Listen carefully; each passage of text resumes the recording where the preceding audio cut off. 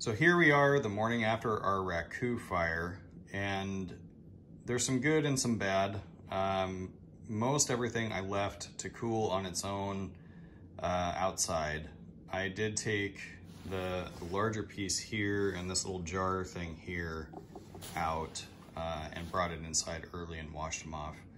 But everything's washed and we can kind of look and see what happened. There's a couple of things about Raku, and a lot of the glazes that we use have a lot of copper in them, and that's why you see a lot of these blues and greens, especially where there's a lot of oxygen in the can that we put it into to light the materials on fire to create smoke. So if there's a lot of oxygen in that environment, you're going to get more of these blues and greens. If you have more carbon dioxide or carbon monoxide in the kiln, or not the kiln, but the can, you're going to get more of these red tones and more of this kind of copper penny look to things, like what you would see here. Okay, really fascinating process. This is one of my favorite things to do with ceramics. Because you never get the same results twice.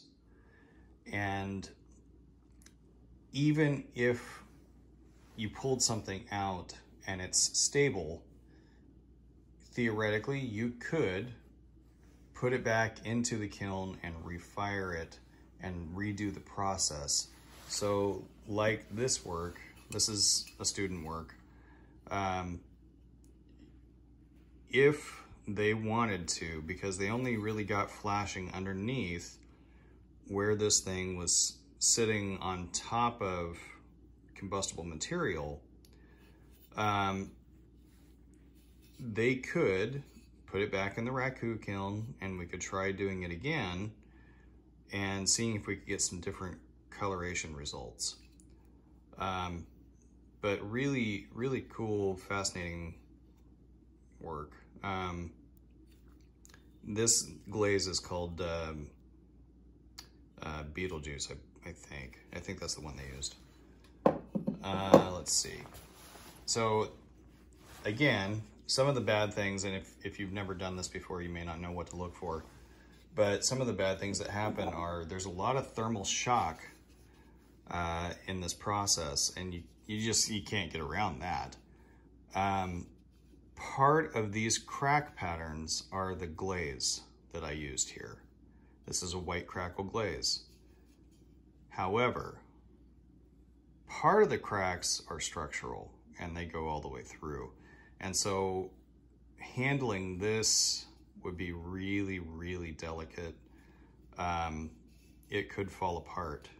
And it may, over time, it may fall apart if I don't fix the inside.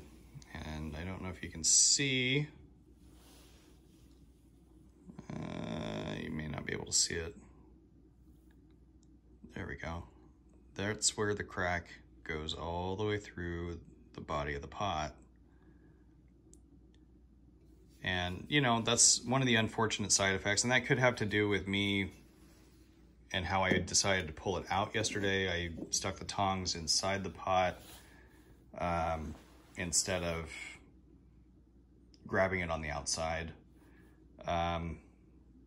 You know, it's a learning process and we're still trying to figure out best ways to do that.